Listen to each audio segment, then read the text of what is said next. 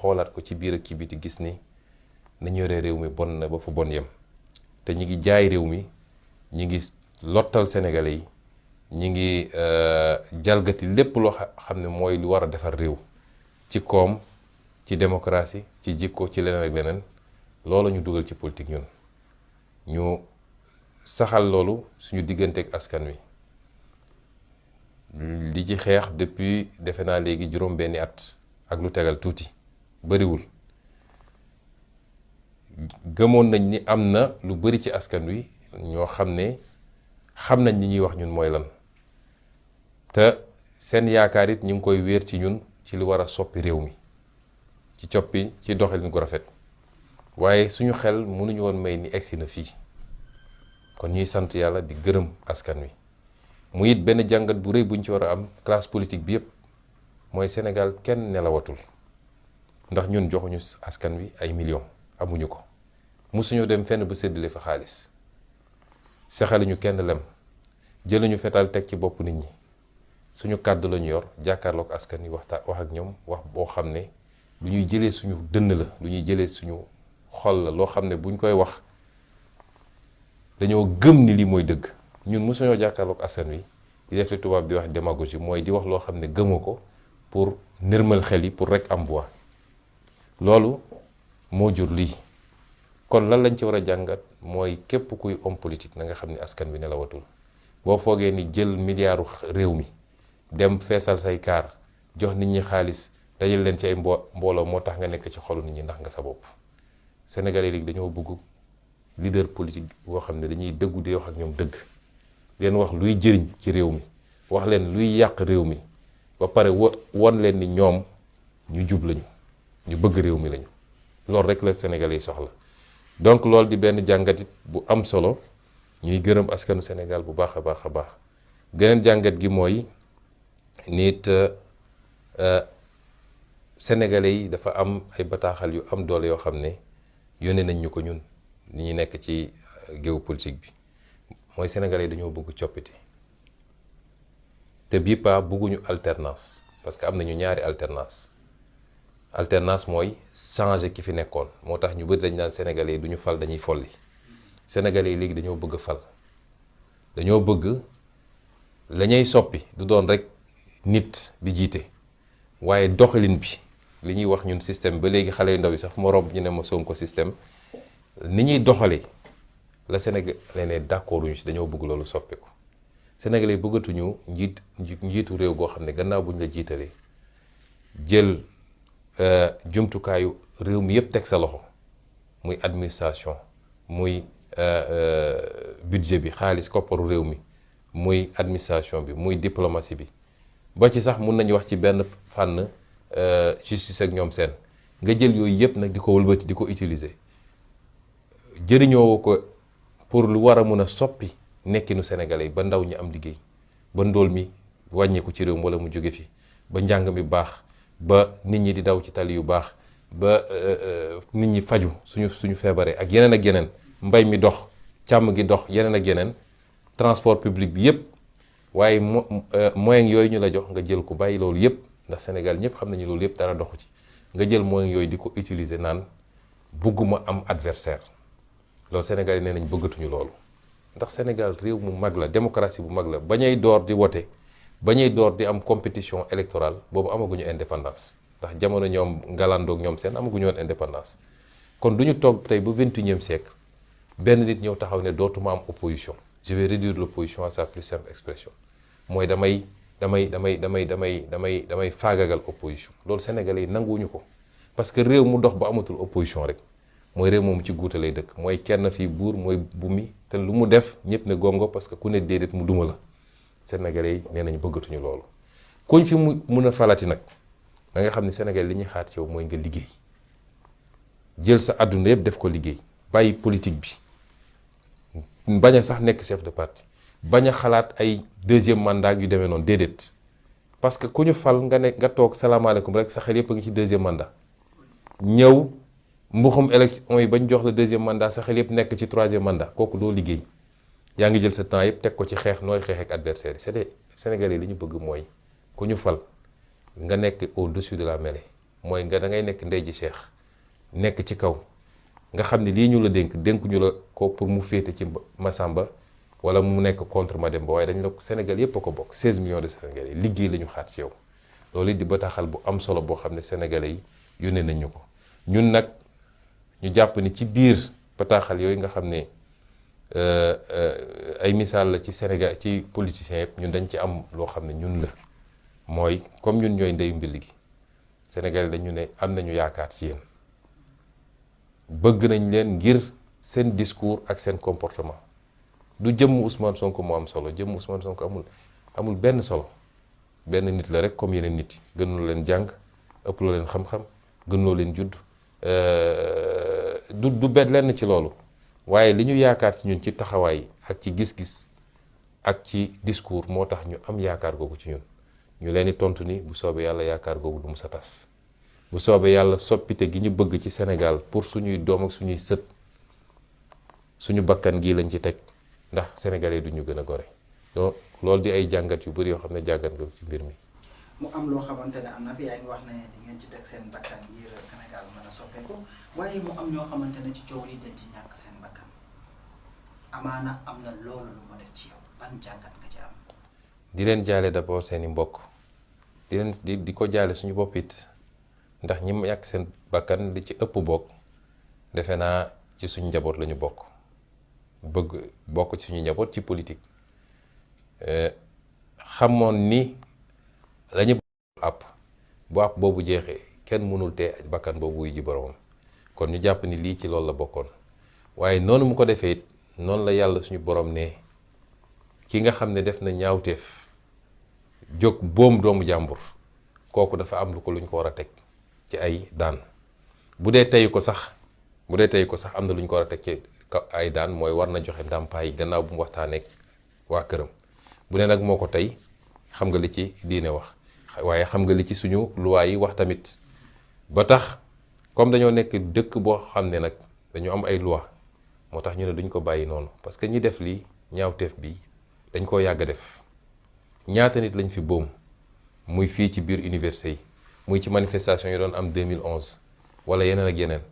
waaye li tax loolu mun a amaat di amaat mooy lañ ca war a def moom mii tey jiite réew mi bi mbir mi amee 2011 dafa ne woon bis bu faloo dinañu leeral mbir mi yépp waaye bi mu faloo la ko fàtte kon tant que ay nit a ngi sañ def te yoon du dal seen kaw dinañu defaat moo tax ñu ne lañ ca war a def nañ ko def bokk ko nag ak waa M2D mooy dinañu déposer ay plainte dinañu saisir justice Sénégal parce que lii suñu yéene mooy yóbbu ko sax justice internationale mais xam nga balaa ngay dem justice internationale il faut nga njëkk a def li nga war a def ci biir réew mi ba pare foofu comme nag gis nañ ni dossier bu politique boo xam ne dafa concerner nguur rek suñu justice bii nañ koy traité du baax ñun ñëpp gis nañ ko mosoo gis suñu justice bi dossier boo xam dafa concerner état wala mu concerner un opposant ñu doxal ko diñ ko war a doxalee moo tax ñu ne nag dinañ ci war su àq déposé bu dee def nañ ci lañ ci war a def surprise day doon ci ñun waaye gëm nañu duñ ko def xam nga ndax lan ndax nguur gi barki démb dafa génne lu ñuy tuddee mémorandum génne benn kayit boo xam ne nee na dafa wax moom lan mooy layam ci li xew bi mu ko layee ba pare dafa ne ñi dee ñëpp Ousmane Sonko leen rey loolu Sénégal yëpp dégg ko. waaw bu doon nag dëgg nguur gi li muy wax gëm na ko Sadikh man su ma ñëwee jiiñ Sadikh ne Sadikh moo rey damay dem déposer plainte tout de suite waxuma laa nag nguur bu demee ba ne Sadikh moo rey procureur dafa waroon ci saa si ubbi dossier ñu jàpp kooku waaye gëmuñu ko bu ñu paree loolu waxuñu procureur dañuy teg commission xam nga commission boo buggee suul ab problème da ngay créer commission waaye ñu wax sénégalais ni nguur gi du ñun lañ doon waxal Sénégal waa bitim réew lañ doon waxal parce que bi mbir mi amee léegi dañoo am pression yu bëri yu tegu seen kaw Nations Unies organisation de défense des droits de l'homme muy Amnesty muy RADDHO muy keneen ak keneen Union africaine CEDEAO ñëpp dañoo wax ak ñoom pression boobu nag ñuy subir parce que ñëpp xam nañ ni ñoom bët bi leen di waa bitim réew di xoole moo leen ëppal solo foofu bët bi leen waa biir réew mi di xoole ñoom président bitim réew lañu moo tax ñu gaawantu génne seen mémorandum boo seetee bi ñu koy présenté faram-fàcce wuñ ko ci wolof de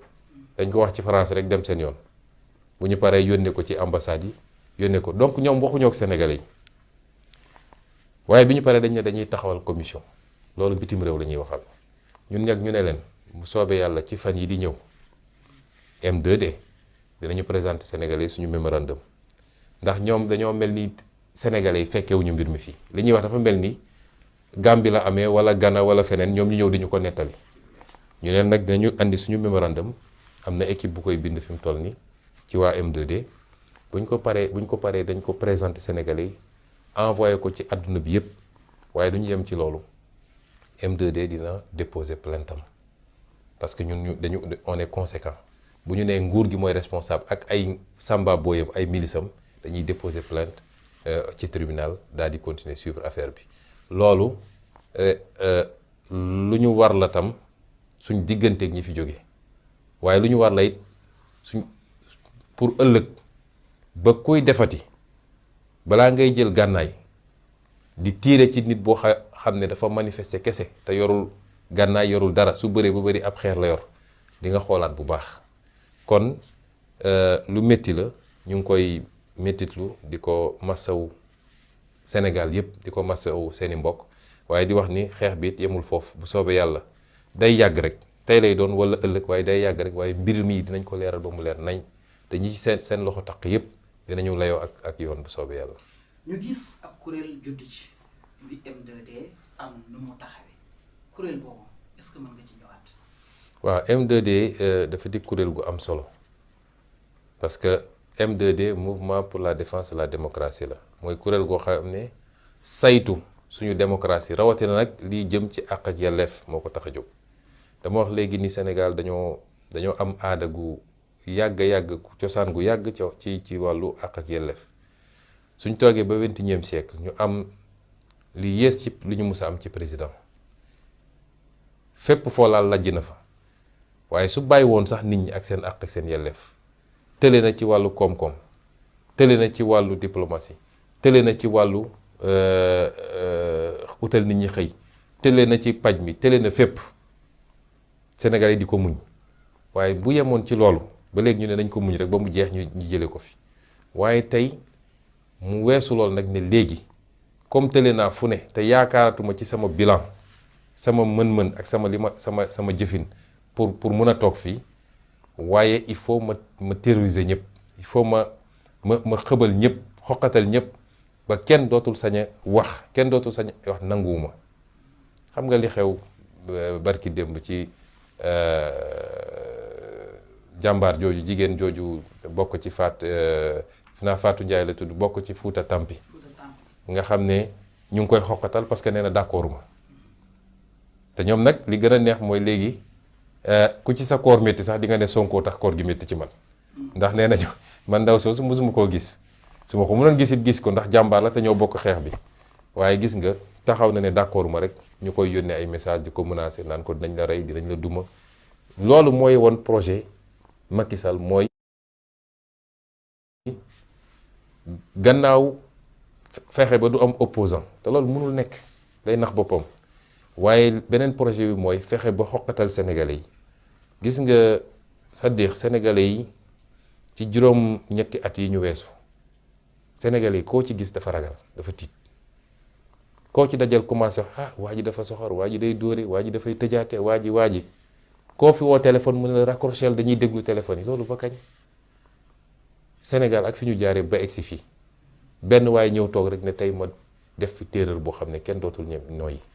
foofu la naxee boppam nag wax su xamoon sénégalais mooy kan sénégalais kenn mënu koo tënk c'est un peuple fier et c'est un peuple digne mën nañu muñ trop nag moo tax ñu am stabilité bi ñu am mais am na fooy egg ligne rouge boo xam boo fa eggee di nga gis ji ko sénégalais kon loolu moo tax M2D jóg ne nag mbir maa ngi bëgg a ëpp te lii doole M2D mooy acteur politique a ngi ci. Je suis candidat à l'élection présidentielle de février 2024. Il n'y a personne de mieux placé que nous pour gagner l'élection présidentielle. Et c'est parce que ils en sont convaincus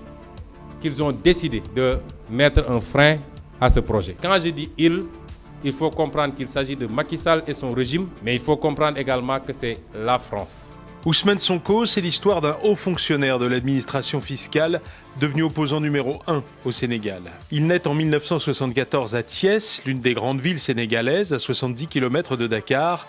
mais il passe sa jeunesse en Casamance, dans le sud du pays, loin de la capitale. Ousmane Sonko est un étudiant brillant, il fait l'ENA, l'École nationale d'administration du Sénégal, puis il fait carrière comme inspecteur des impôts. Au milieu des années 2000, il crée le premier syndicat de l'administration fiscale, mais c'est en 2016 qu'il se lance officiellement dans la politique et commence à critiquer ouvertement la façon dont le pays est géré. Ousmane Sonko épingle en particulier le président Macky Sall et son entourage. Il les accuse de malversation dans la gestion des ressources naturelles du Sénégal. La sanction tombe rapidement puisque la même année, en 2016, il est radié de la fonction publique pour manquement au devoir de réserve. L'affaire fait grand bruit. Les Sénégalais découvrent Ousmane Sonko. Un an plus tard, il est élu député au Parlement. Puis en 2018, il se lance dans la course à la présidentielle. Pourquoi est-ce que vous dites que le Sénégal va mal ? Quand vous avez des capacités de mobiliser des ressources souveraines par votre fiscalité, par une bonne gestion de vos ressources minières, par une